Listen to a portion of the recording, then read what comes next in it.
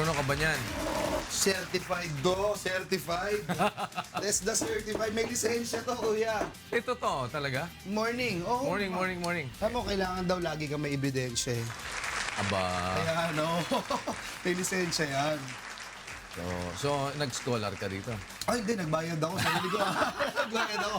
Hindi ako binigyan ng scholarship ng Manibela Academy eh. Akala ko, kinuha mo doon sa test, the time na nagte-test na ka, doon ka Yes. Para I wanted to walk the talk and at the same time, encourage and inspire a lot of people to look at TechVoc as an option. Talaga, bakit pagbabarista? Hindi ka nag-welder? Kasi alam ko, geges mo ko dito tsaka ikdikit lang kitang kape.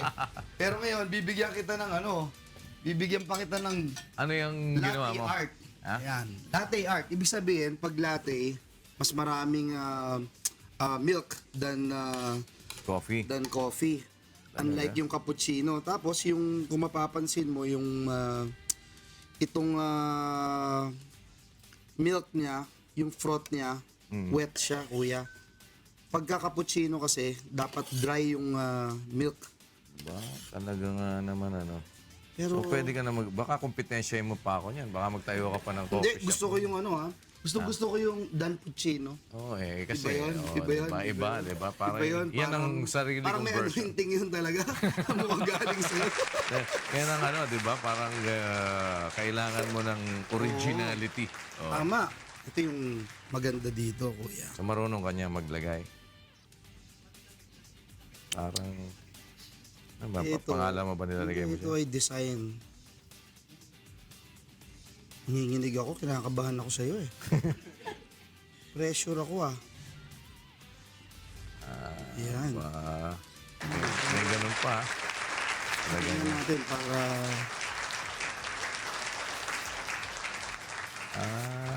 Yung pala yung ginagawang na yun. Ayos kalokohan ka din Hindi napapanood. Spider-Man Hindi napapanood sa UNTV Cup to ah. Oh, Dito lang to sa Get It Spider-Man ba yan? Kaso maglalaro ka daw sa Channel 5 Ano ba yun? Manny Pangilinan. Wala pa akong nilalaroan hanggang ngayon. At wala pa rin akong pinag-egesan hanggang ngayon. Ikaw na lang. Wow. Oy, pero tinext ka agad kita nung lumabas yung mo. Kuya! May design tawag? na ako. May Very flower good. na ako sa'yo. Flower to. Kala ko spider Spider web. Mukhang spider web. Pwede. Nasa tema pa rin, kuya. Ayos Ayan. Voila. Ano tawag dito? That's latte art. Latte. Latte yan. Latte yan. 1/5 ang coffee. Pagka... So lahat ng klase ng pagtimpla ng kape na pag-aralan mo din sa pagbabarista. Iba-iba. Pati yung iba't ibang klaseng preparations. Not only coming from espresso machine. So, meron kang yung Pati yung sa mga sinasiphon, yung mga vacuum, yung mga French vacuum, etc. Ganun din.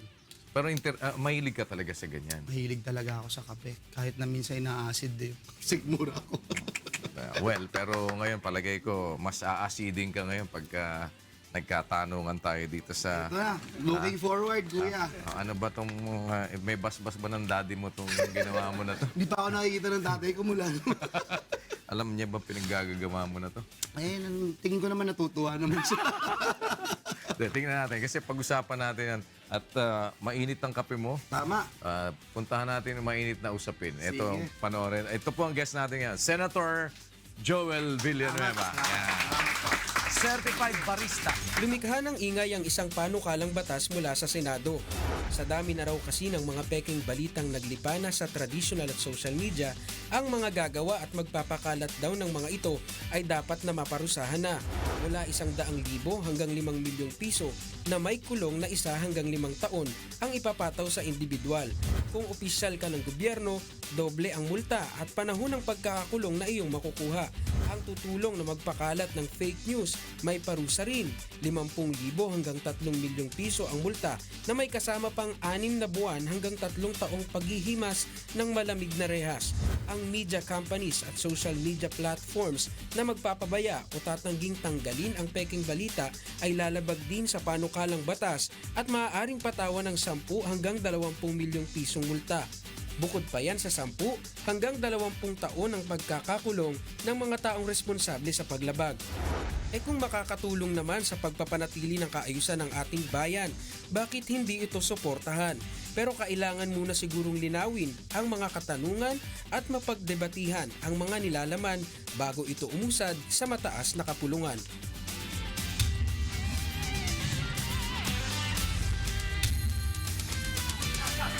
Yan.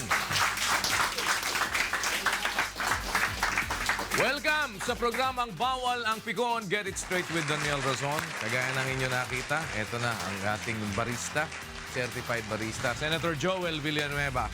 Magandang umaga, Kuya. At Welcome. maraming, Thank you. Thank you. It's not coffee if it's not Daniel's. Have a seat, please. Thank you so much for having me. Oy, Good morning. maraming salamat dahil Senator po ay tinext ko noong kainitan na lumabas itong balita sa bill niya na ipinasa, no? Itong tungkol sa Panukala po, opo. panukalang batas ng fake news. Pero bago ako pumunta doon, ang gusto ko munang pag-usapan, sandali. Bukas, meron kayong joint session. Yes. Are you inclined to approve yung boto mo ba? Boto ka pabor sa extension hanggang December 31 of this year sa martial law? Well, Kuya Daniel, una gusto kong sabihin na 2 days ago we had this more than 4 hours, 5 hours of Deliberation. what do you call this? Briefing, security briefing with secretaries, officials from AFP, si AFP Chief of Staff, Defense Secretary, National Security Advisor, etc. And from there, we were briefed of what's really going on, what had happened, what we have accomplished. From 96 barangays, it's now down to about 4. Tapos, talagang paliit na ng paliit. But the problem will not go away even after Marawi. Merong mga nakabagkit na mga problema na kailangan na masiguro natin na totally ma-dismantle at ma-disarm natin itong mga terrorist groups na ito. Pag may martial law kasi, Kuya, gusto ko lang sabihin, and for the information of everyone, total yung control sa police, total yung control, even with the LGU officials, yung cooperation ng civilians, napaka-importante. Alam nila na pag may curfew, dapat wala sila dyan. And mas madali kontrolin ng gobyerno kung ano yung movements ng mga tao, lalong-lalo na, Kuya, yung movements ng mga terrorist groups. Yung movements na yung pwedeng mag-rescue sa kanila or mag-augment ng mga efforts nila o ginagawa nila. So itong mga bagay na ito, dun pumapasok yung need for martial law. Now, if your question is, are you inclined to extend? Parang malinaw po, even the members of the opposition in the Senate are already saying that with what we have seen and what we have heard, parang overwhelming na lahat kami. We will extend. Now, the question is, up to how long are you going to extend? December yung sinasabi 31 niyo kasi pong yung December 31, ako ho, sabi. honestly, even up to this time, may agam-agam po ako kasi parang medyo mahaba po. Because when I ask yung Marawi, for instance, yung totally talaga, kasi Kuya, ang hirap eh. May mga basements po sila, may mga tunnels na sila, may links na sila from one building to another. And talagang mabigat ho, no? And nakita nga natin yung list, yung mga narco-politicians, yung mga ilang individuals, private armies na kasama na nila. There are about 400 na individuals na inisyuhan ng arrest warrant ni Secretary Lorenzana. And about 10% pa lang ang naaresto. So, dun po sa extension, parang yun nga ho, no? Again, somehow, most of us, if not all of us, will be inclined to extend. So, ang usapan na lang yung haba. Haba, Kuya. Kasi kung December, up to December of this year, ano ba yung... I asked this question and I raised this question. Ano ba yung magiging epekto nito sa ekonomiya, lalong-lalo na sa investments? Kuya, it's interesting. I've been talking to a lot of business groups in the country. They were saying na yung ill effects of extension hindi masyadong maramdaman. Especially nga dahil Mindanao. It's a different story kung in-extend hanggang Metro Manila, no? Totally different. But these are domestic investments. How about international? Wala tayong masyadong data pa, and I ask for that particular data tomorrow. And then yung tourism sector, medyo there's an association of business groups, I think in Davao or somewhere in Mindanao, who are requesting for the lifting of martial law naman. Dahil nga medyo malakas na yung tama sa tourism sector. So itong mga to, gusto ko nating mapag-aralan para siguro baka naman po pwedeng extend mo ng a certain period of time, and for another time, pwede ulit mag-joint session, something to that effect. No? Pero may sinasabi, wala na, malis na ba si Erin? Kanina si Erin may sinasabi kasi na yun daw, martial law, batay sa batas at sa konstitusyon na sinasabi, must be confined only to 60 days. Well, Yun ang argumento kanina ni Erin. that's debatable, no? Yun yung pagdeklara. Yung extension medyo hindi Gray klaro area. medyo hindi klaro. But again, let me point out that the power is based on Congress decision. So whatever Congress desires, if example Congress desires na More than that, kahit isang taon. hindi, tigilin na, putulin na. Even during the time ng Wala pang 60 declaration, days. kahit wala pang 60 days, nag-convene and nag-decide to stop the declaration. Right away, kuya, stop yan. No? Yan yung kapangyarihan na binigay ng ating saligang batas sa Kongreso. At ang Supreme Court, meron din po silang kapangyarihan na i-review din yan. But ito nga hong nakaraan, nakita natin, in-uphold ng Supreme Court yung decision na may basis po talaga. But how about the scope? Kasi parang sinasabi namang isa pang usapin dito, i-confine na lang dun sa Marawi. Yes. Or wag ng buong Mindanao. Una, kuya, gusto kong sabihin, I'm very happy na nung dineclare yung martial law, it's not just in Marawi. Kasi nakita ko dun sa mga nakaraang briefings na ginawa sa atin, iba ho yung terrain eh. Tapos napakadaling... Dugtong-dugtong. Oo napakadali ho eh. For example, yung Bukidnon, yung area na yon sa Region 10, yung area sa Maguindanao, parang few hours by land lang na travel, nandun ka na. Tapos dun sa backdoor naman ng lake, tsaka ng pag nag-boat ka lang, nasa kabilang region ka na. So it was good na Mindanao. Dun sa security briefing, wala pong nabanggit or napag-usapan Kung paliliitin na lang. na it's Ngayon. going to be paliliitin na lang or palalakihin pa. So right now it's status ko na Mindanao area. So parang as is, kung ano yung nakadeklara ngayon, yung Apo. scope nun, so ang pag-uusapan na lang is more on how, How long long? will it be. How long will it be? So Yes, sir. basically, mananalo naman to sa bilangan pagka yun ang pag-uusapan eh. Well, tignan po natin, doon sa Senado, yun po yung aking basa, no, based on the last security briefing. Talagang overwhelming naman na even the members of the opposition were saying na somehow we are inclined to extend. But the number of days, yun ang pag-uusapan siguro. Alright, so yan ang kailangan ma-resolve ninyo until bago mag-12 midnight bukas. Paano ba mangyayari yan? Una, kuya, wala naman pong sinabi na isang araw lang po yan o ilang oras lang po yan. By tomorrow, we will be, or baka mamaya magpatawag ng orientation para i-brief kami kung ano yung napag-usapan na rules on the ground. Kasi I think yesterday, the Speaker of the House and the Senate President met para pag-usapan and i-trash out yung ground rules para bukas. So wala pa kayong final na ground rules for tomorrow? Wala pa.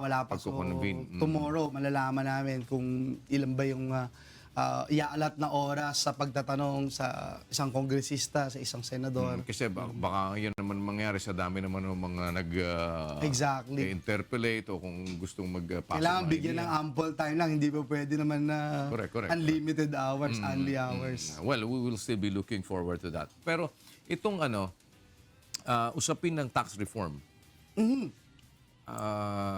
Ano ba to? Ayaw mo, gusto mo? Well, una kuya, I'd like to point out also that I'm one of the vice chairs ng Committee on Ways and Means.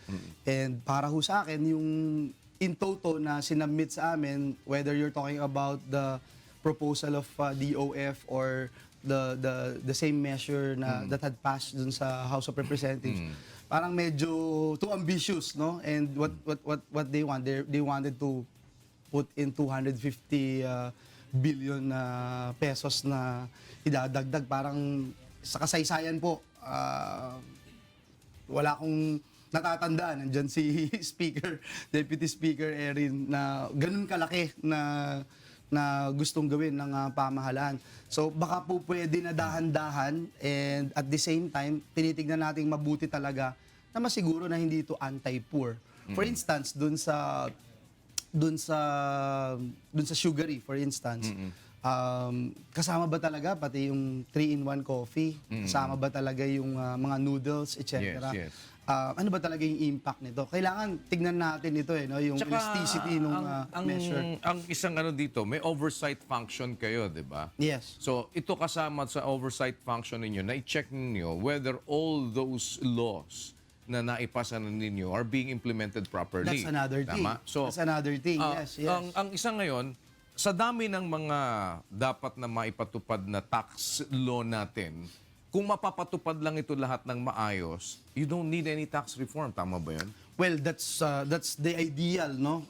Ang tinatanong lagi natin, for example, sa DOF, sa hanay ng BIR, gaano ba kayang i-stretch yung tax administration natin? So, ang sinasabi nila, up to this much lang, I can't exactly say yung exact figure na sinasabi lang. For example, 100 billion lang o 150 billion lang.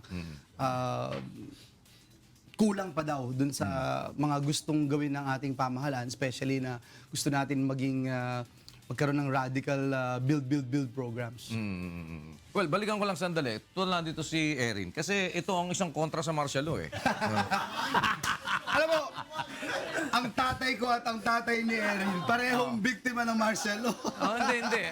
Buka lang eh. Kasi, di ba, ayaw mo ng martial law? Hindi, with regard to Marawi, no? Pwede Marawi lang. Pero outside of Marawi, Pero ang argumento mong isa, dapat 60 days lang. itong, ayon sa ating Constitution saligang kasi. batas kasi, ang pwedeng ipataw lang ng ating Pangulo ay 60 days. Oh, pero ang Ngayon- ang Congress ay may kapangyarihan na putulin to shorter. Yes. Anytime. Kung may kapangyarihan silang putulin ito shorter, They can meron silang extend. kapangyarihan to extend it. Yes. Oh. But ang pwedeng gray area dito na pwedeng umakyat sa Korte Suprema, kung 60 days lang ang pwedeng ideklara ng ating Pangulo, ang Kongreso ay pwedeng mag-extend not more than 60 days also.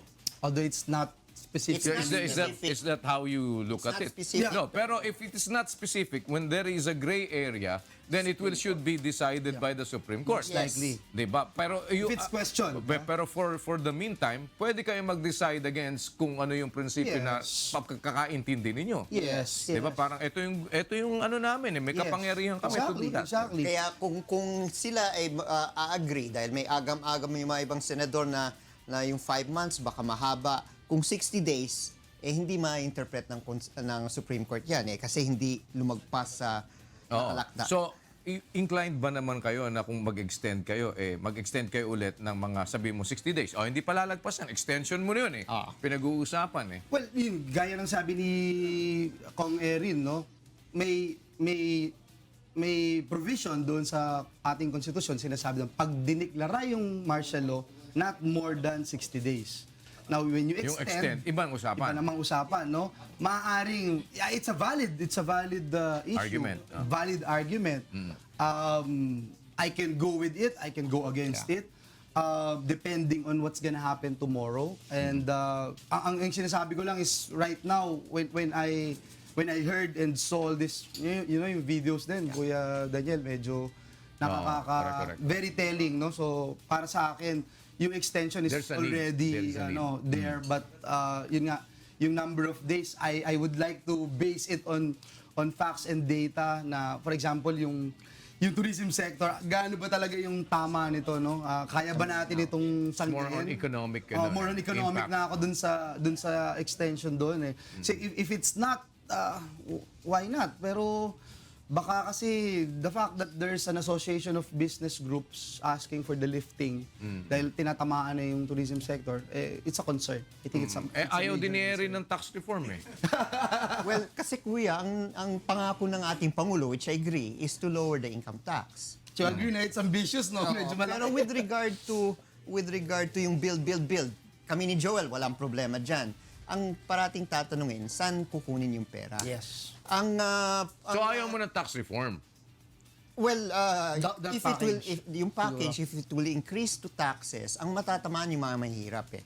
Ang pwede pa rin ituloy yung build, no? Kung ang gagamitin primary vehicle ay yung PPP. But do you look at it the same way? Na ang tatamaan itong tax reform is more on yung mga mahihirap? Doon very careful ang ating Committee on Ways and Means, no? Even our chair, si Senator Sani Angara.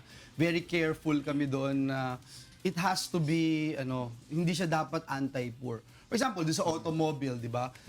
Yung mga luxurious cars, talagang, sige, taksan mo yan, Okay lang. etc. Pero pagdating doon sa mga kahit brand new na sasakyan na pang-agricultural, Saka yung mga ginagamit ko minsan ng hindi mga hindi naman nagnenegosyo dapat maliit. tamaan sila, no? So yun yung siguro that's a Yung good balancing. example na mabalance mo and you make sure na hindi to anti. Saka delikado kayo dyan. Pagka nagkamali kayo dyan, hindi na kayo iboboto sa susunod, di ba? Oh, may historical Well, di ba context. si Ralph Recto, ganun na nangyari? In 2004. Yung 2004, kuya, that was a tax reform dahil inimpose yung VAT.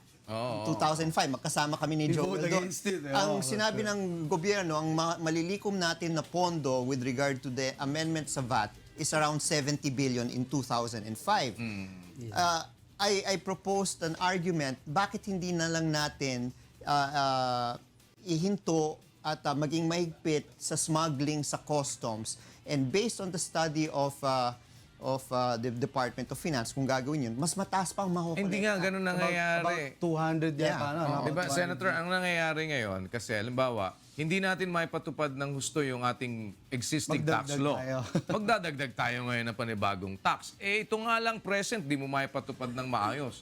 Magdadagdag ka na naman Exactly. ng tax. That's the wrong perspective on the part of the government pag ganun yung pinupush nila, no. Ang binabanggit nila is that because of this also ambitious build programs, etc. na gustong gawin, yun yung dahilan kung bakit magdadagdag ng magdagdag. tax. Kuya Daniel at Kong Erin, isa dun sa binanggit ko dun sa security briefing dahil nakita ko rin yung itsura ng Marawi and yung itsura ng mga evacuation centers natin. Medyo kailangan sigurong magkaroon ng supplemental budget for the restoration of Marawi and in those areas, no. For example, yung mga buildings na tinamaan ng airstrikes, yung mga bahay na tinamaan ng airstrikes, sinasabi ng mga kasamahan po natin doon sa kababayan natin, tulungan nyo naman kami. May mga nagsasabi na, sige, pauutangin. Parang masakit naman dahil po yung, kunyari yung natural calamities tumama sa atin, binibigyan natin ng pondo para gawin yung bahay. Ito, man-made disaster ho ito. Gobyerno yung nung nag-airstrike.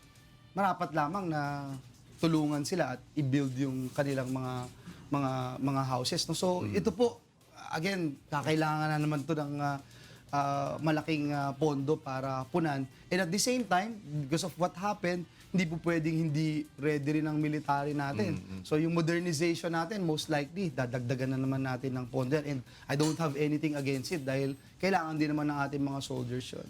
Ako, bilib ako sa'yo eh. Di ko alam kanino ka malakas eh. Di ba pinapatanggal ka na sa Senado?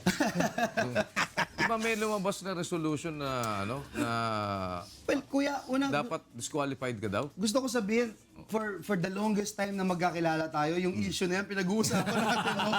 For the longest time. Tatanda ko, siguro mga 3 times na ako nagpunta rito sa'yo, pinakita ko yung documents. Laging ganun eh, no? Buhay party list, nasa ibang parties, pero ako yung nakapirma. Yun yung basis nung ikinake sa akin. Pangalawa, yung jurisdiction.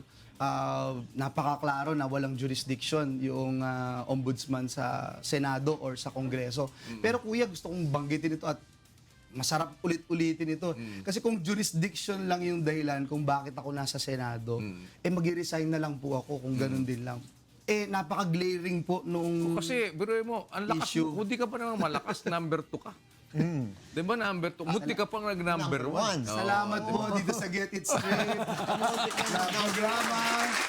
Hindi kasi, malakas Sa mga eh. gustong tumakbong senador, lagi kayong mag-guest dito. Kasi talaga, nung Hindi, nag-guest pero- ako nung nag-guest dito, tumaas ako sa rating. Eh. Diba?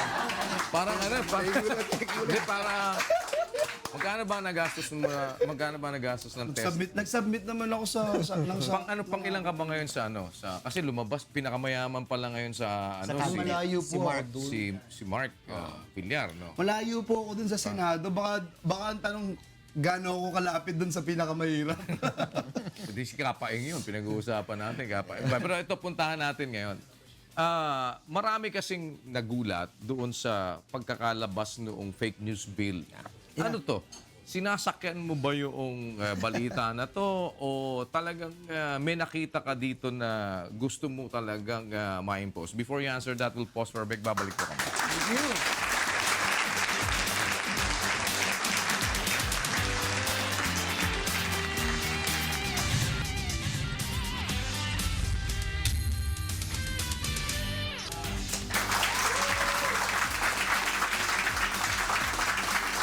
Ito ang programang Bawal ang Pikon. Get it straight with Daniel Razon. Kasama po natin, Senator Joel Villanueva. Isa po sa ating mga senador sa ating Republika ng Pilipinas. Ewan kung magiging federal government. Okay. Senate Bill 1492. Anti-Fake News Bill.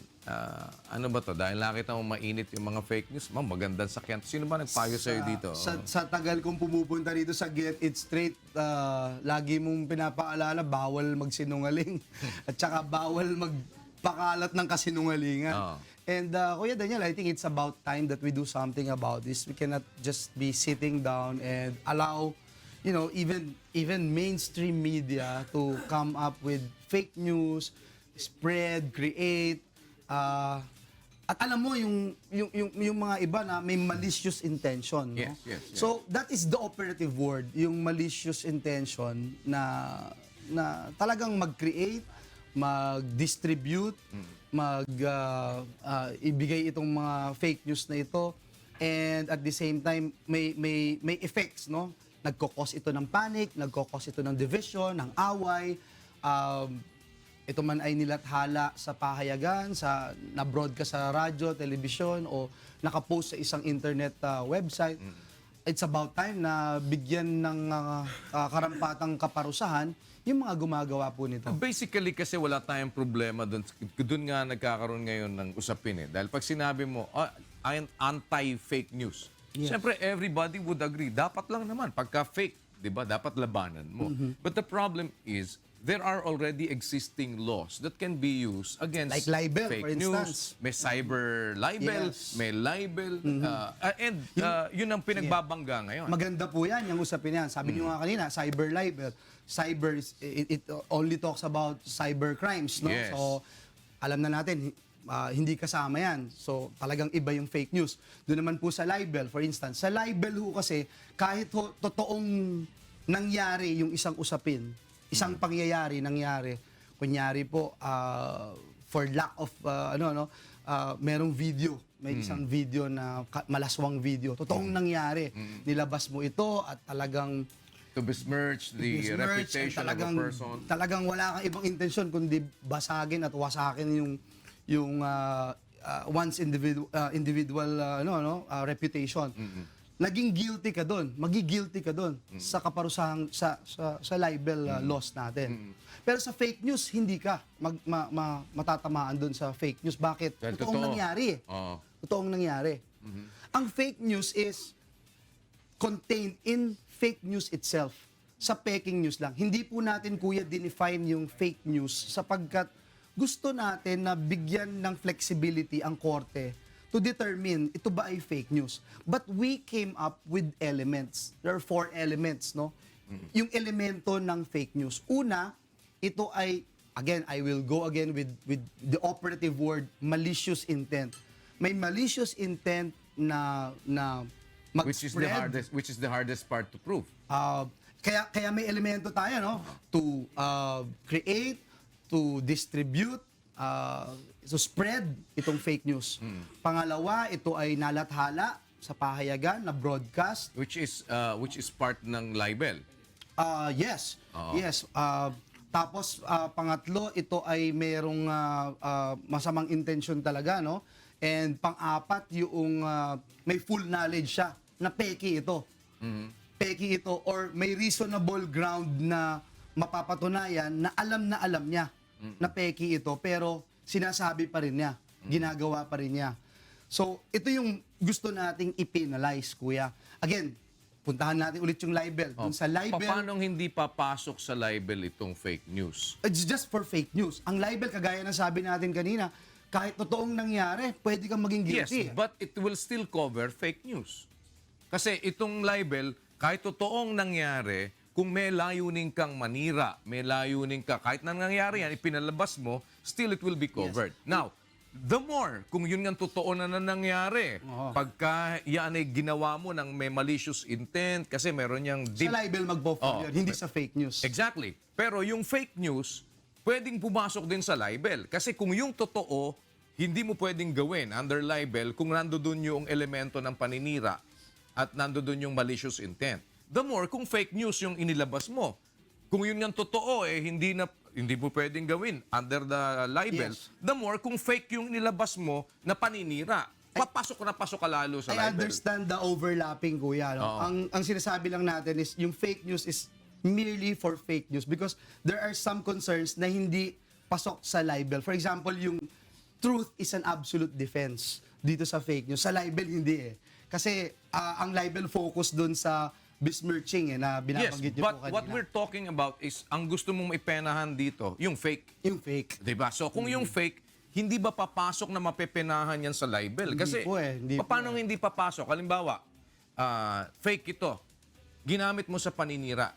Kung yung totoo na ginamit mo sa paninira, pasok ka sa libel. The more, kung yung fake, ginamit mo sa paninira, lalong pasok sa libel mo. With full knowledge. With full knowledge, nilagay ito sa Exactly. online, for example. Exactly. Hindi po pinaparusahan, for example, sa libel, wala po yung nakalagay sa online na, for example, media na online na site, nandun po nakalagay No, yung... but ang nakalagay sa libel, publication. iba So po. if it is published, if it is brought to social media, publication Yeah, yan, di ba? but it's not much yung penalty, no?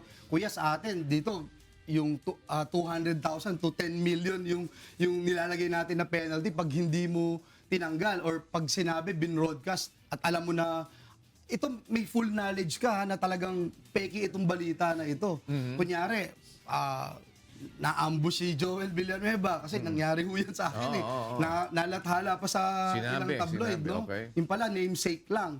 Pero hindi sinabi na Joel Villanueva. So, mahirap ko din i-prove yun dahil wala nakalagay na Senator Joel Villanueva. But my point is, nilagay po doon, hindi tinanggal, for a period of time, the court can rule on it.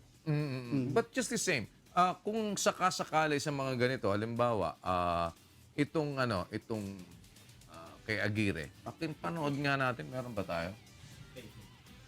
Ito yung pictures nila sa the meeting. Wag muna. Pero ito si Aliano, si Llamas. Patingin sir sa camera. Ito ba, fake news ba? Alam mo na, aware ka doon sa balita Yeah, na yun, but- sila yung pinapakita ngayon na, yung pala, suddenly, itong pala na to, dati pa. Yeah. Una, kuya, gusto kong sabihin, hindi ko alam yung exact information, no? For me to make a decision right away based on that statement, mahirap sabihin na ito ba ay magpo-fall under fake news. Now, there's this elements na binabanggit nga natin. May full knowledge ba talaga si Secretary Aguirre doon sa nangyari? At ito ba talaga ay may prove ko ba na ang intention niya lang talaga is sirain at mag-cause ng panic. Tsaka kung binawi naman niya, binawi din niya. pero later on, hindi na ikaw ang maghuhusga nito eh. But it's still the court, no? Kaya nga Okay, po sinasabi natin, Kuya, it's very hard for me. Kaya we did not come up with such definition yung fake news. Hindi natin dinefine. Even the word chaos or panic, hindi na natin dinefine dahil meron naman din sa mga previous Supreme Court decisions na nandyan po yan, no? Let the court decide. Ang sinabi lang natin is may elemento ito talaga, may full knowledge or reasonable knowledge na talagang alam niyang peki ito. And yet, patuloy siya na pagsasalita, patuloy siyang pag-spread, patuloy siya ng pagdidistribute nitong peking news na to. I don't want to disappoint others na akala nila parang napakalaki nito na lahat. For example, mag-like ka lang sa Facebook, magiging ano ka na, magiging guilty ka na. Doon sa... Kasi nakalagay dun sa ano mo, pag nag-share, di ba? Yes. Halimbawa, spreading of the same, tapos yung parang sa ano mga yan? media sites po ito, Kuya. No? For example, yung mga satirical online din. Yes. Hindi po yan. May exemptions po tayo. No? Ayaw natin tanggalin yung ating sense of humor. Kunyari po, dito biglang merong tayong entertainment show dito and merong isang komedyante na umupo sa isang parang news table at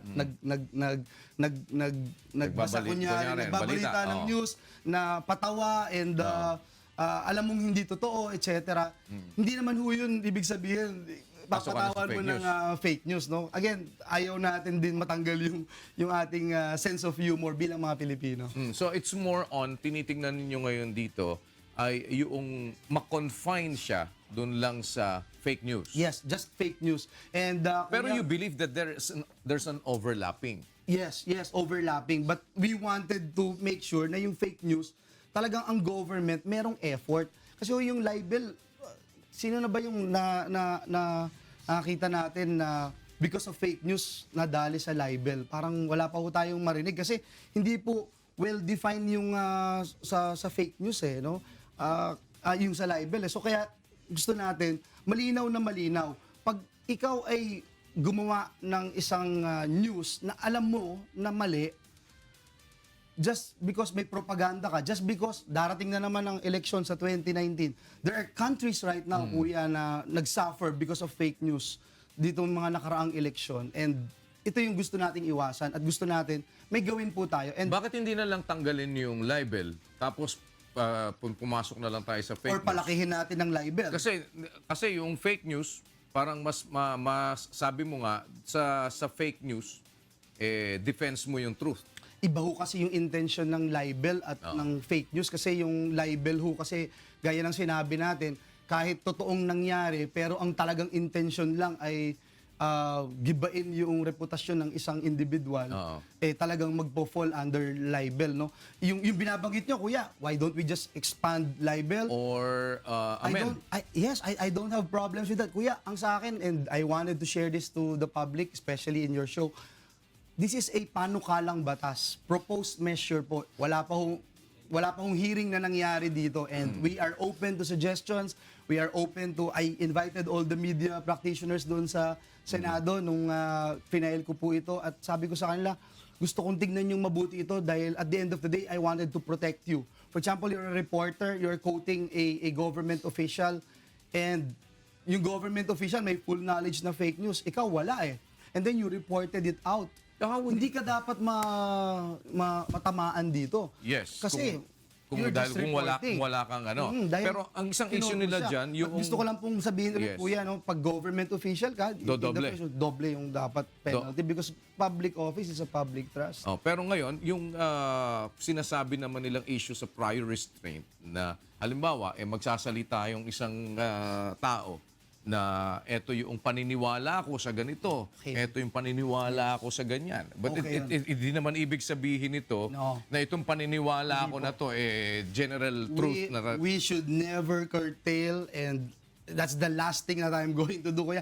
I've been fighting kaya nga for sabi ni access Attorney to information for many years. sabi ni Kami nila Attorney George, Erin. hindi kaya madali ang agenda ni Senator George. hindi po kasi tayo, Kuya, yung freedom of expression, yung kalayaan natin maghayag ng ating pananaw, yung talaga pong dapat yan ang pinoprotektahan nating husto, no? But let us also be guided by the Supreme Court decision na meron din tayong responsibility dun sa freedom of expression, no? Even Supreme Court sinasabi yung pagiging bastos, yung mga lewd, etc. bawal po yan. Sinabi na rin ng Supreme Court yan, no? So yung freedom of expression naman, ito yung nararamdaman ko, ito yung dyan sa usapin na yan, ganito yung nangyayari, ito yung pananaw ko dyan, hindi po kailanman dapat i-touch yan ng kahit na anong batas. So ano to, meron ba ditong, hindi papasok sa probationary to, no? Ilang taon ba ang, Probationary. ano mo? Ay, 6 yung years? pong, 6 years to 1 to 5 years 1 ang to 5 years. imprisonment. Opo. Pasok pa to, pwede pa. Pwede pang mag-probation. Oh. Pero anong ang nakikita ninyo ngayon dito na pag-asa nito kung sakasakali na maisa batas? Have you gone to like hearing other people's comment? Well, maganda po yung naririnig natin sapagkat may mga lumalabas na mga ideas na gusto nating i-adapt na wala ho dun sa ating panukala. For example, yung division, paano ba i-define yung division o paghiwa-hiwalay? O ito ba dapat? Divisiveness Oo, ng divisiveness, no? Mahirap din sabihin na kung ba naghiwalay yung posisyon ng dalawang magkapatid, will it fall under it? So baka dapat palitan yan instead, sabihin nagkokos ng away o away, anong klaseng away. So ito po yung mga ilan sa mga gusto nating pakinggan at gaya po ng sabi natin, hindi ito po hindi ho tayo close-minded dito Sarado. sa panukalang batas na ito. Ang intention po natin dito talaga ay wag kumalat itong mga ganitong, alam niyo yung balita for example ng mga pyramiding scam, no? Yung mga networks na nagpapalabas ng pamphlets o nagpapalabas Papakita ng mga kung ano-ano, dami-daming tapos pera, itong kinita nila. etc. So these are fake news, no? We wanted to go against these people and gusto nating mapakulong at maparusahan itong mga tao na ito. Paano ninyo ngayon ito tinitignan na makakarating sa korte? Kasi sa dami na ng mga nagiging problema, will this be like, kasi meron bang umpisa muna to, meron bang mediation, meron bang ano, paano, or may special court na babagsakan? Yung presumption po na ito ba ay hayag, nandyan po ba? Hindi po. Kailangan i-prove po ito. So gusto natin sabihin na yung due process would have to be there. Hindi po pwedeng basta i-charge lang without o kasuhan lang na hindi dumadaan dun sa piskal at hindi nagkakaroon ng due process. So importante na makita muna ito bang complaint na ito bang paratang na ito ay merong probable cause.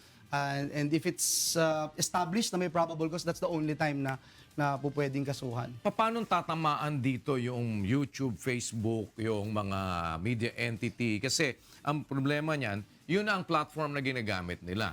Parang ako halimbawa, naging kasangkapan ako ng isang fake news.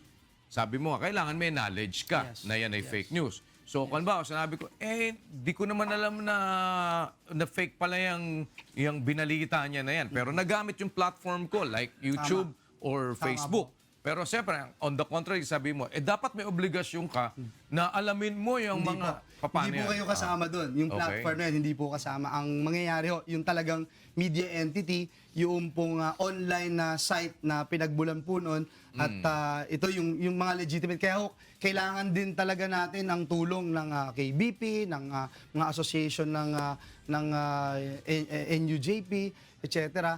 Kailangan po na makita natin sino ba talaga yung lehitimo dito, sino yung hindi. Makategorize din natin. Satirical ba itong online site na ito? Ito ba talaga yung ganon?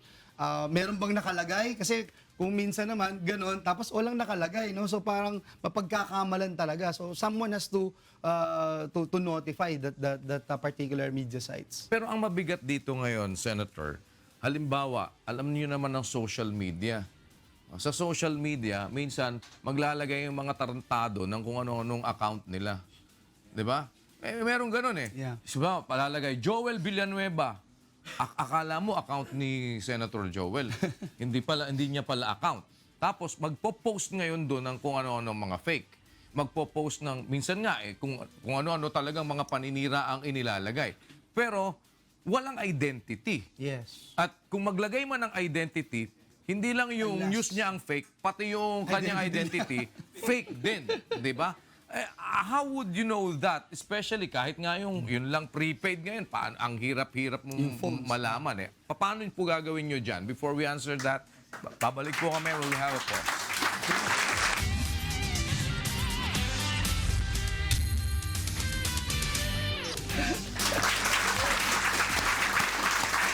Ito ang programang Bawal ang Pikon. Get it straight with Daniel Rosang, isama po natin Senator Joel Villanueva. At pwede po kayong sumali sa aming talakayan sa pamamagitan ng post ng inyong mga questions sa ating Facebook Live. Ngayon po ay kasalukuyang napapanood yan sa ating live stream.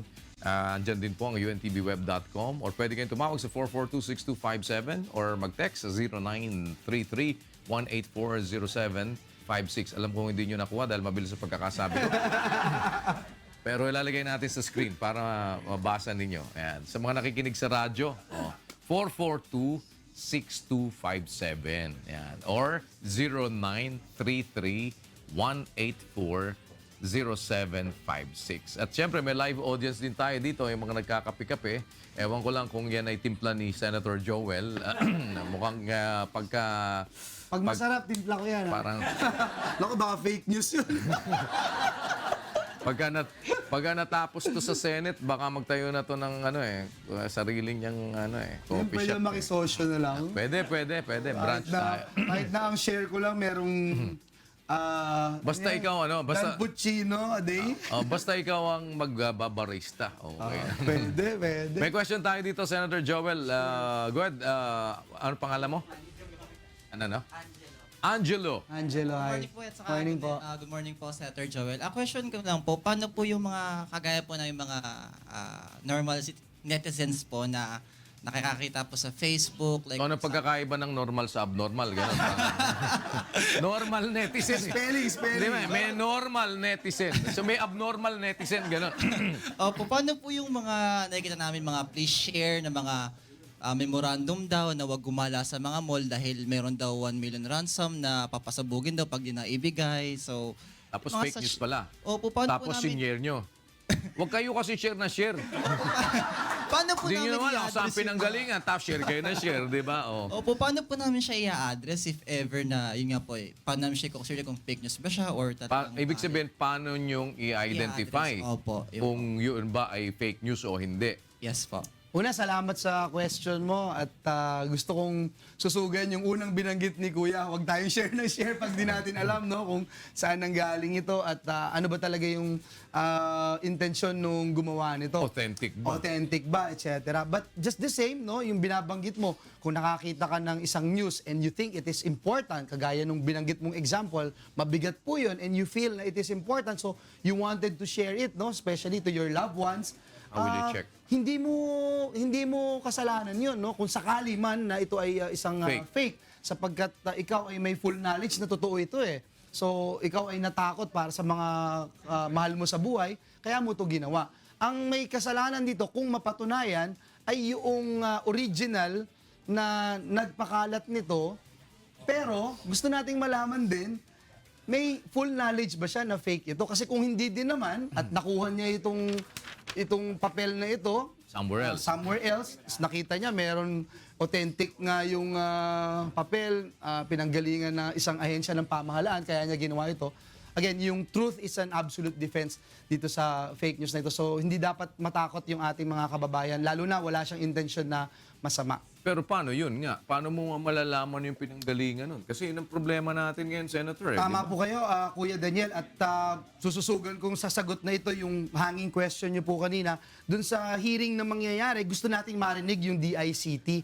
Paano ba ang treatment nila dito? Ano ba yung ginagawa nila? May kailangan ba silang pondo o additional program para Matrace. matukoy ito, matrace ito? Ano ba yung mga process na ginagawa po nila? Para nang sa ganun din, hindi din dumami at lumakas pa ang loob ng mga ilan na nagtatayo ng media outfits, platform, online na outfits na alam natin na ang gagawin lang pala ay mag-spread ng fake news para paboran ang isang boss nila o amo nila. Kasi marami ho ngayon, nagiging industriya na po ito. Ito yung gusto nating tukuyin dito sa fake news bill na ito.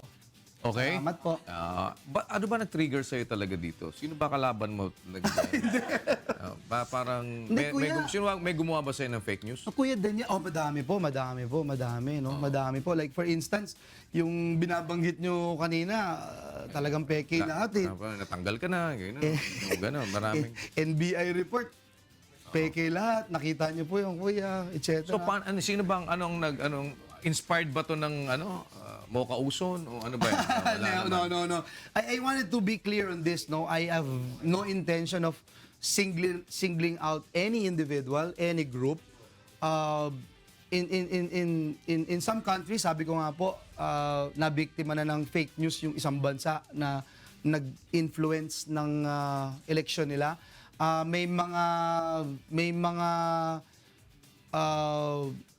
prominent individuals na maaaring hindi aware pero nagkaroon ng maling pananaw dahil din sa fake news at dahil dito yung knowledge niya kahit limited nagsasalita na akala mong full yung kanyang knowledge and maraming na-impluwensyahan. Yung mga pyramiding scam na networking scam na fake talaga from the very start, pinapakalat by words of mouth or by pamphlets, ang daming nabibiktima. Ito yung naging inspiration natin, but I have to admit, lalo na yung social media, kuya, ang dami pong naglipa na ngayon ng mga online sites. I have a list actually na ibibigay sa DICT and sila mismo maggawa ng something at mag-recommend sa atin. Kasi alam mo naman talaga na peke yung mga ginagawa nilang news. Kukuha ng tao, for example, picture ko na or picture mo kuya na Papalitan papalitan ng mukha mo, o papalitan yung katawan mo. etc. Katawan mo lalagay ni Derek. Derek Lito. Malaki yung tiyan, di ba? Ano naging ganyan si Senator Joel, di ba? Kung satirical yung online news, okay pa no? Pero kung Ano yung ba nabababoy na talaga eh? iba talaga, may intention talaga eh. Yun ang Nakita ko yung intention, isang picture si Pinoy. Kasama ka eh.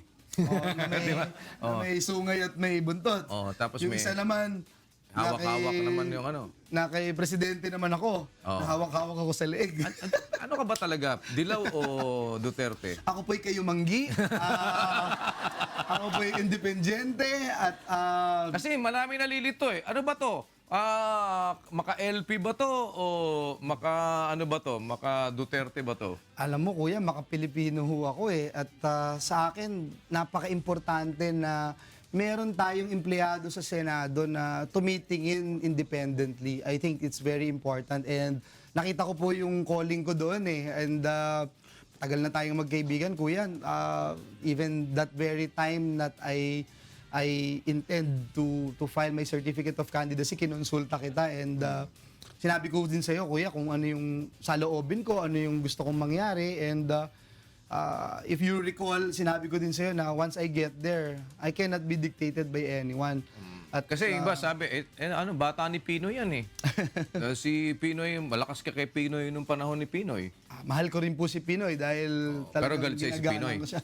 Hindi naman po siguro. Hindi naman. Hindi naman nagtatampo sa'yo. Hindi naman po siguro. Hindi ka lang kinakausap.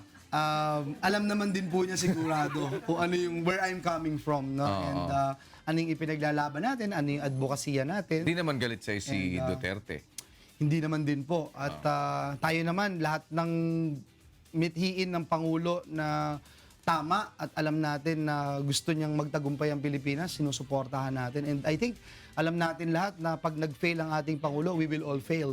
So, lahat ng ginagawa niya, dapat talagang tignan nating mabuti. Hindi lang oo. Kung po pwede pang i-improve, i-improve natin. Kung mali naman, dapat natin punahin. Hindi ka rin naman balimbing.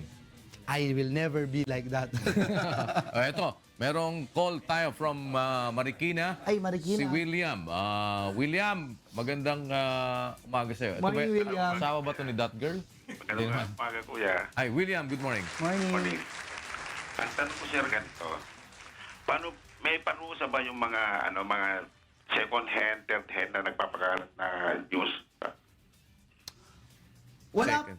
William. Parang ito yung Oo, sharing. na Nag-share sinasabi. ka. Oo. William, wag kang mag-alala, no? Kasi when you share at ang intention mo naman ay maayos, wala kang intention at hindi mo alam na ito'y peke talaga, hindi ka magkakaroon ng kaparusahan sapagkat yung binanggit nga natin, yung elemento na para i-establish na ito'y peking news, ikaw ay may full knowledge o reasonable ground na alam mo na ito'y peke at ang intention mo lang talaga ay manira, intention mo talaga ay mag-create ng chaos o division, ito po ay ginawa mo, dun lang po papasok yung fake news. So hindi yung sharing na Hindi po, opo. sinare mo ng without any intention. Opo. Or sinare mo na ang paniwala mo, yung isinare mo ay totoo. Yes. Oh, pero kasi meron, alam na alam mong paninira, di ba?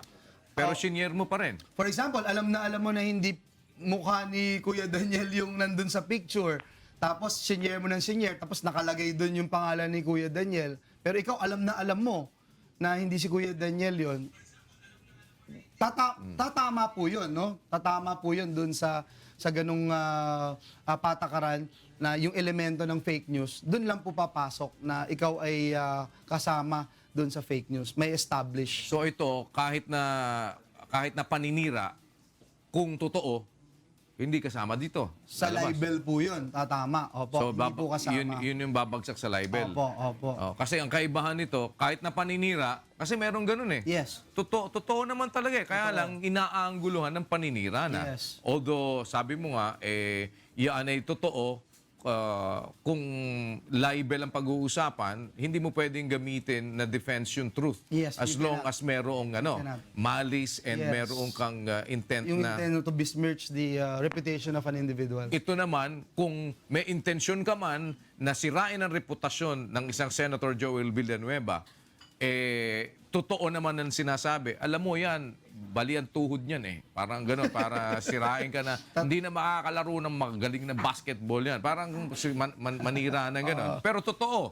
Yes, it will not fall. Hindi It will not fall kasi under hindi fake fake. news. Oo, dahil talagang 3 beses na nakapirahan yung tuhod ko. At may pero- bakal ako sa kanan. Pero hindi totoo na hindi na yan makakalaro. Naglalaro pa rin eh. Diba? Iba yung lakas ng UNTV sa akin. Kahit na injured, naglalaro ako eh. William! Maraming salamat, Kuya. Okay ba, William? Okay God ba bless you, tayo? William. Okay po, maliwanag na po. Okay. Sige. Salamat Thank po. you. Thank you. Salamat si William from Marikina. Puntahan ko lang ngayon dito sa punto na to kasi parang sinasabi mo naman, you are admitting na merong overlapping. Yes, But meron. one way or the other, we're open to discussion. Yes. Especially with regard to those that are parang medyo ambivalent sila whether a-agree o hindi for reasons na baka ma-curtail yung kanilang Freedom of mga expression. freedom of expression, which sabi mo nga hindi ito isang bagay na nasa isip mo, Yes. no, in any manner or whatever, 'di ba, na paboran ng isang kahit na sino pa man para sakalin yung ating kalayaan sa pamamahayag, dahil mamamahayag ka rin in Yes, one way or the other. Meron kang sarili mong programa sa television, and ito is up for deliberation. Up. At meron bang mga nakaset na saan bang ilalim to ng committee? Most likely po, ito'y papasok sa Committee on Public Information sa pangunguna ni Senator Grace po. Pero do you agree na ang pinakamahirap ngayon dito na magiging bahagi ay yung nakapasok sa technology, information technology, yung technicalities nito, which is yun sinasabi mo ang pakipag-usap sa DICT. Oo. Alam mo kuya, mahirap din for me na magpanggap na may alam po ako diyan or kaya kong sagutin yung mga katanungan, paano yung mga IP address, oo. etc.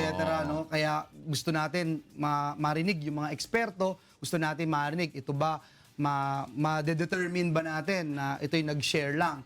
Ito ba ay ma-determine ba natin kung saan nanggaling ito? Yung originally, yung pinanggalingan nito, dito ba may establish dito na dito pa lang sa punto na ito makikita natin or kayang i-establish na siya ay may malicious intention, etc. So, ito, pag-uusapan po natin yan. And hindi tayo magpupumilit sa isang bagay o sa isang batas na ipinapanukala natin na tingin natin ay hindi naman pala kakayanin o hindi naman imposible naman palang ma-implement. Yun bang MTRCB, hindi nyo pa ba na pumapasok sa isip nito? Wala pa ba kayong balak buwagin yan? Hindi. Kaya, nakakatrabaho ba ng maayos? Tignan ho natin sa darating na budget. Sige po, tignan natin. Opo. Hindi kasi di ba dapat may mga review din sa paano bang ginagawa I dito. also have some questions, Kuya. For example, there are live shows, no? And for example, this live show, no? Meron akong binanggit something, etc. So how can you review that? And yet you're paying for reviews. Tsaka yun, isang mabigat Diba? doon yung payment na talagang, kasi una, And if you do a replay, you also pay babayad again. Babayad ka na. So, alam mo, these are dahil the same questions marami that kang I wanted to binabayaran. ask. Di ba? Hindi, I share the sentiment of UNTV. exactly. And also, yung kanilang mga rules. Did you go over it already para Tingnan ma-review? natin maigi. Nagpatawag na ba kayo ng ano dyan or something? At saka yung mga inilalagay na naman dyan ng mga board. Nabalik na naman daw sila gwardiya doon eh. Oh. Hindi ko alam. Hindi, nandun na naman. Oh. I will, Kaya nga marami na naman kinakancel ang programa dito eh. Oh. We'll look into it. We'll look into it. At yun lang ang trabaho niya doon. Oh, si LaGuardia, bantayan na UNTV. Oh, dahil pati yung programa hindi ako kasali, sinasali ako eh. Oh. Hindi, just to be fair to everybody, di ba? Hindi lang po pwedeng ganon. And make a review of everything, kung ano ba yung mga dapat na ma-review, especially kung ano yung nakalaman, di ba? Kung ano yung mga nakapaloob dyan sa... I have a list of questions already, Kuya. Pati sa mga bayarin. Di ba? Sa mga bayarin. Well, anyway, isa pa ngayon, ang issue ay itong LTFRB. Oh, I filed a resolution 2 days ago. O ito To yung look into tungkol dun sa TNVS? Yes, yung processing po ng pag-accredit, pagbibigay ng prangkisa ng LTFRB. Kuya Daniel, yung yung resolution natin, and gusto kong banggitin kasama dito yung seatmates ko dito sa Senado, no? Sila Senator Sani Angara, Senator JV Ejercito, Senator Zubiri, Senator Gatchalian.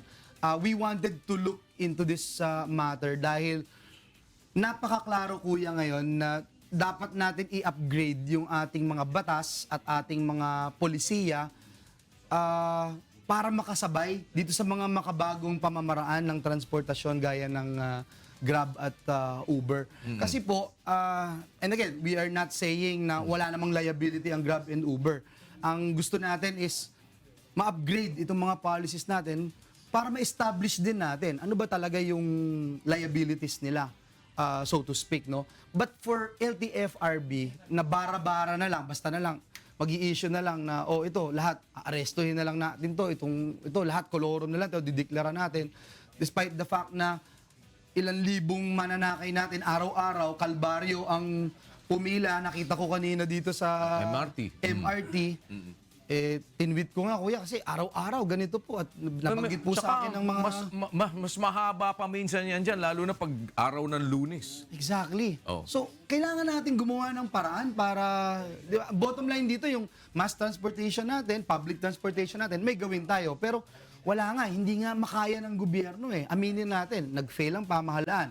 And I'm not pointing fingers. Hindi itong administrasyon na ito. Hindi lang yung nakaraang administrasyon. For many years, we have failed in giving a decent public transport.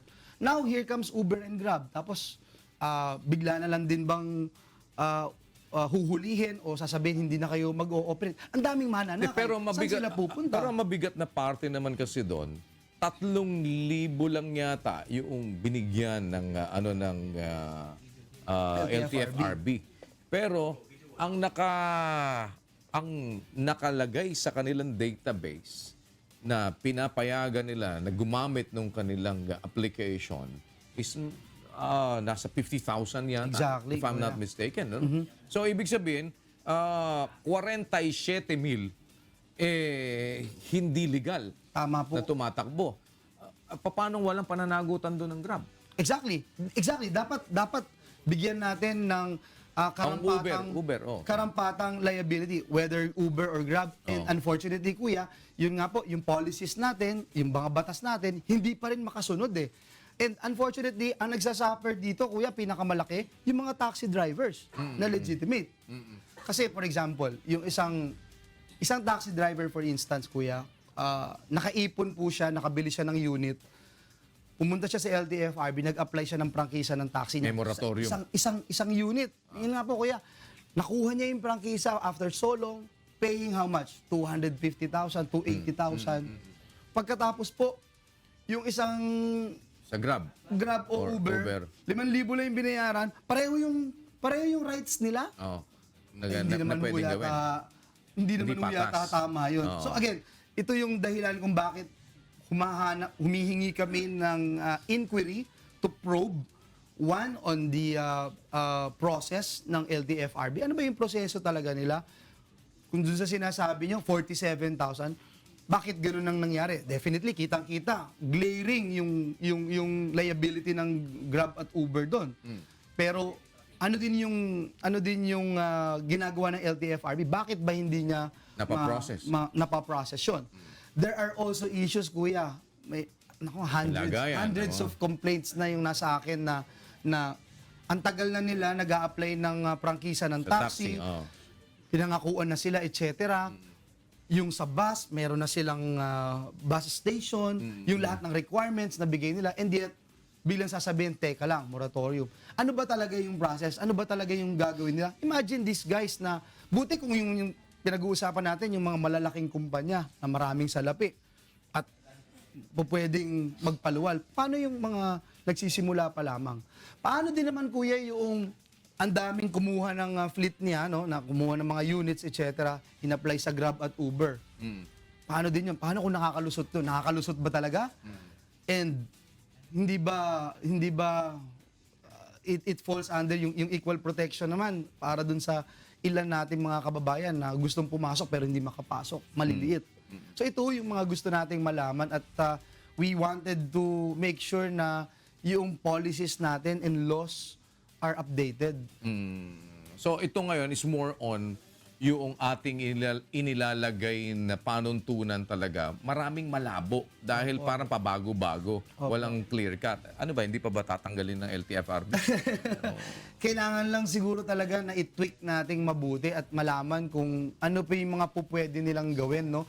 Kasi po, again, maraming issues. For example, yung protection ng ating mga drivers.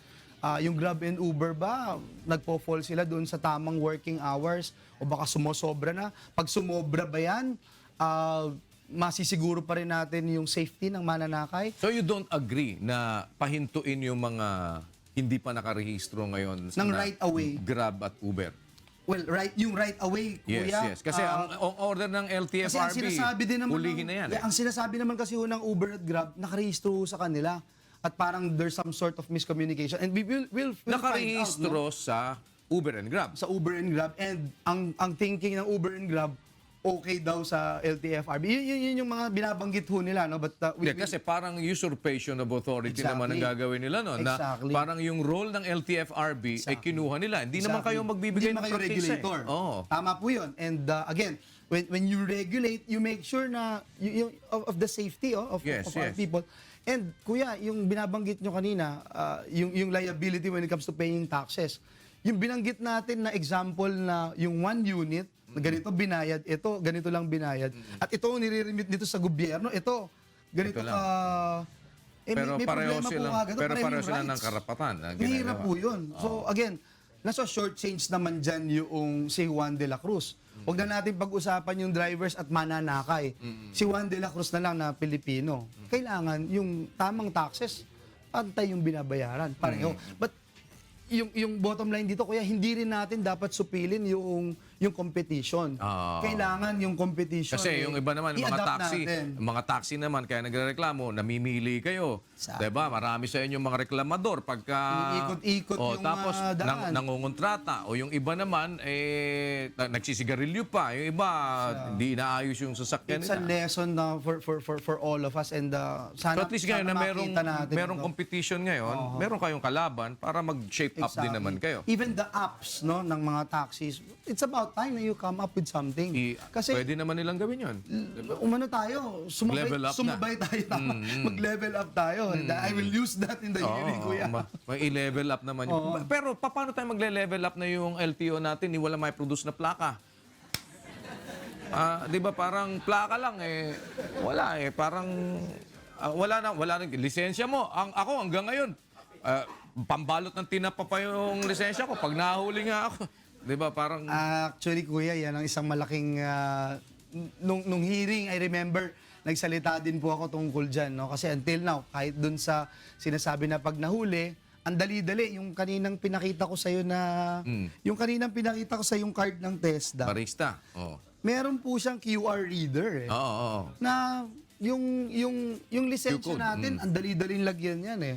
So pag pinicturean mo yan ng Mariread camera na, mo, ang dali-dali makikita mo kung ako ba'y nag-aral talaga o hindi, ano ba'y napag-aralan ko. Nandun ka ba sa database? Sa lisensya, pwede mo rin naman gawin yan eh. Madali mo malalaman kung ito bang offender na ito, ilang beses nang nahuhuli, etc. And kung hindi na magiging safe ang ating mga kalye, daan dahil sa mga pasaway na drivers at walang ginagawa ang gobyerno, walang ginagawa ang ating mga ahensya ng pamahalaan, inutil ho tayo, no? Wala rin yata kayong ginagawa. Di kasama din kayo. Kaya nga po tayo nagkakaroon ng hearing, kaya tayo merong resolution, kaya tayo merong inquiry, kaya tayo nag-iimbestiga dahil ito yung gusto nating mangyari. Doon sa huling hearing ng LTO, yun, nag-promise ulit sila and we'll make them accountable. So paano ho yan? Ano bang binigay na sa inyo ano bang ibinigay na sa inyong sagot talaga ng LTO with regard dyan sa ano ba tayo? May pag-asa ba tayo magka-plaka? Dahil yung mga plaka ngayon, ang dami na hong nag-iimbento ng kanya-kanyang plaka. I can't just recall the exact date na binanggit nila during the hearing, but they made some promises nung nakaraang hearing, but I will make sure that they'll be accountable, sir. Well, galing dito sa akin si Senator Sani, galing dito sa akin si Senator JV, Senator Win Gatchalian, Senator seatmates. Migs. Kayo daw yung barkadang ano bang pinag-uusapan niyo lagi? Paplano ba kayo ng kudeta? Hindi naman. Sa Senado, gusto niyo bang palitan si Senator Coco? Una, masaya kami sa liderato ni Senator Senate Coco. President Coco Hindi naman Pimentel. walang plastikan yan, ha? Bawal magsinungaling. Sabi nyo nga, Sumbong bawal kita sa magsinungaling. tatay mo. So hindi po tayo po pwedeng magsinungaling, no? Lalo na dito sa show na to, bawal na bawal. So yung grupo namin, we call ourselves seatmates kasi talagang we're literally seatmates, no? Nagsimula kami ni Senator Sanit, ni JV, kaming tatlo magkakatabi, tapos si Win tsaka si Migs, sapagkat kami lahat nang galing sa House of Representatives. So, meron kami experience as congressman. Tapos kami po ay barkada na noon pa, even some of us even before pumasok sa politika, magkakabarkada na. Ninong ako ng ilan sa kanilang mga anak. Ninong, for example, si Sani Angara is ninong ng aking anak. So, ganun po yung namin bago kami nagkasama-sama doon sa Senado. Tapos yung mga advocacies namin halos pare-pareho, no? Ako, yung advocacy ko to create more jobs. Si Sani, yung lowering taxes and education. Si JV sa yung railway niya. Yung gusto din ni JV doon sa Welfare Act, no? Sa yung mga OFWs natin, yung ma-institutionalize yung pagkakaroon ng welfare attaché. Si Win sa energy, si Migs sa environment. So, yun po, nabuo yung samahan. And then, once a week, nagkikita-kita na outside Senate. Yun yung intention namin. So ilang pang kailangan yung makakasama para mapalitan yung leaders? Ilang boto pa ang kailangan doon? Ako po, kuya. Kasi 5 na kayo eh. Siguro- So ilang boto pa kailangan para pwede kayo mag-elect ng sarili nyong Kuya, yun Senate siguro President. yung block namin ngayon ang pinag-uusapan dahil very solid yung aming mga mga tinatayuan na advocacies and tinatayuan na nais gawin dito sa ating pamahalaan. Yung kudeta, wala kaming napag-uusapan nun mula nung nabanggit, kuya. Pero hindi naman wala ka namang sama ng loob sa liderato ng Senado. Wala naman, kuya, kasi... Konti lang. Ganun. Bakit naman sasabay? Actually, harmonious naman yung relationship. Well, it's no? not because harmonious It's not yung perfect. relationship It's not pero perfect. There's room for improvement, and ang kagandahan naman siguro is because we are open to each other, na nakakapag-usap. ano bang merong ikinakasama ng community. loob mo dun sa Senate? Kuya, ikaw yata may sama ng loob eh. Ito naman lang sa akin. Hindi. Dun sa, siyempre kayo, sa liderato, dun sa kabuuan, di ba? Siyempre, merong ano yan minsan, merong kang ayaw eh. Di ba? Well, hindi lahat din ng gusto mo siyempre masusunod dahil collegial yung institution, hindi lang naman ikaw, marami kayo at may mga boto din ako na hindi pabor dun sa administrasyon. Ano bang hawak mong committee? I'm with the Labor Committee and Committee on Youth. Pili mo ba yan? O Yung napagtirahan na lang eh? Wala na mabigay sa'yo. okay naman sa akin, okay naman. And Hindi, ba naman yung okay sa gusto mo talaga? happy din ako sa Labor Committee dahil Pero ano ba yung gusto mo marami talaga tayong, sana? Well, okay naman. Hindi lahat ng gusto na pagbibigyan. Hindi, totoo naman yan. Parang it's not that gusto mo mapagbigyan, And I think pero the more meron. important thing here is that nakaka-contribute ka, nakakagawa ka, nagagawa mo yung gusto mong gawin doon sa committee na gusto mo, 'di ba? So, I think it's okay. Wala naman tayong Pero ano ba talaga yung gusto mong committee? well, gusto ko ang labor. So, masaya tayo diyan. Masaya tayo sa labor committee. Yun lang ang gusto mo talaga? Parang hindi yan sinabi mo sa Paano akin kung dati, gusto ko di sabihin, ba? for example, gusto ko sabihin Senate President, 'di ba? Hindi naman pwedeng maging Senate President. Pero gusto mo maging Senate President? Hindi. Baka mamaya i-take na ako seriously. Hindi po. We're learning and we're happy as a neophyte senator. No, but this, of course, Aminado rin tayo, kuya, marami tayong kailangan pang matutunan, kailangan aralin. Aminado tayo na rookie pa rin tayo dito sa Senado. Kaya But naman we're of doing course- our best double time sa pag-aaral. pero syempre laging meron kang aspiration as to a specific committee that you really want to head because you know that you can do more. What the committee is that? Well, madami. No? Like? Marami, like education, for instance. Gusto natin yan. Sino ba may hawak ngayon ng education? With Senator Cheese, and we're very happy na si Senator Cheese ang may hawak niyan.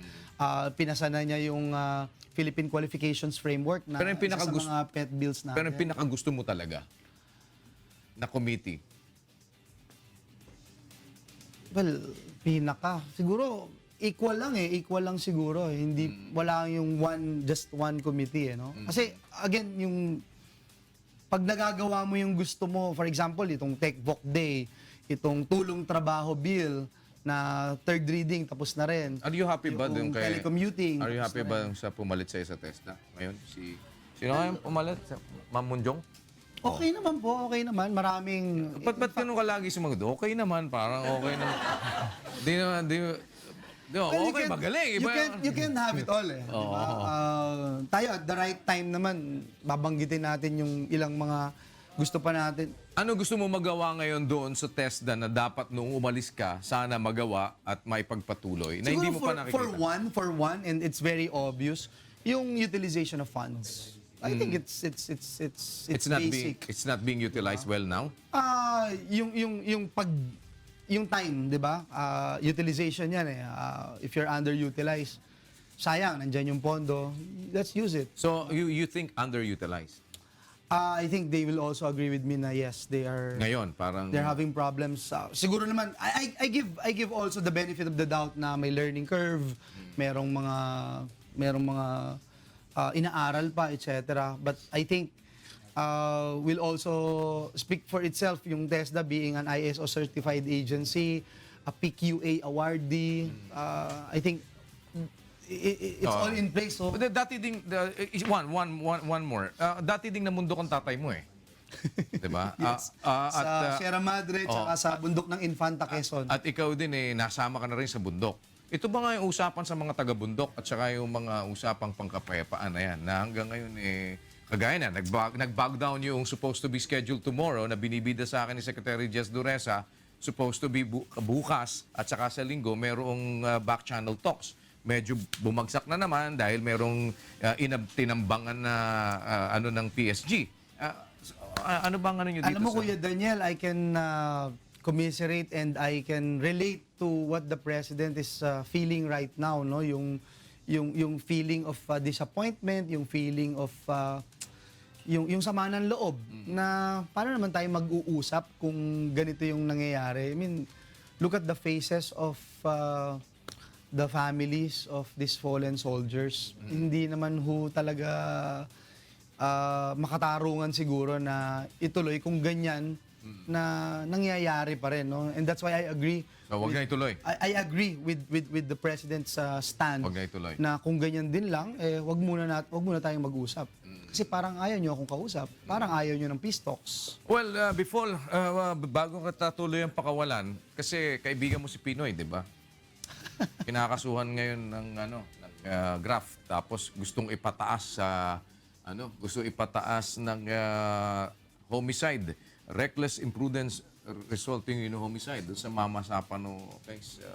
Ano ba ang pananaw niyo diyan? I was surprised with that ridiculous decision, but at the end of the day, yun yung decision, no? And I can relate again.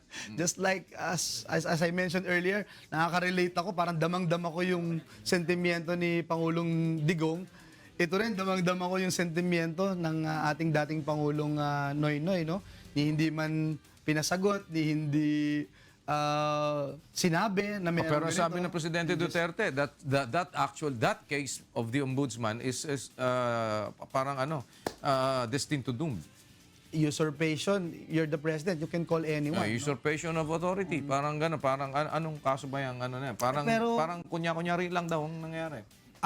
Actually, I was there nung sinabi nga ni Presidente na ridiculous yung case, no? Nandun ako sa And you believe the same? sa Malacanang.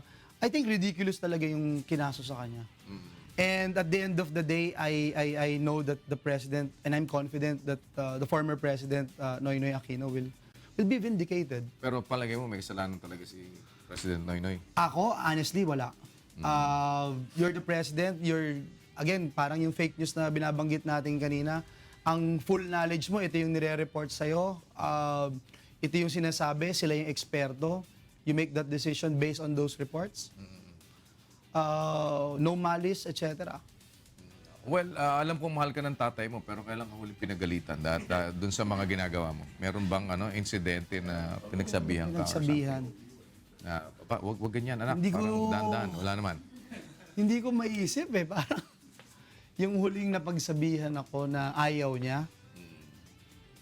Very outspoken kasi si Brother Eddie. Yeah, oo. I'm sure kung sinabi niya sa akin, sasabihin din niya sa'yo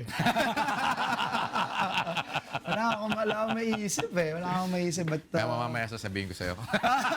pero masaya, wala pa naman. Wala naman. So far, okay pa naman kayo.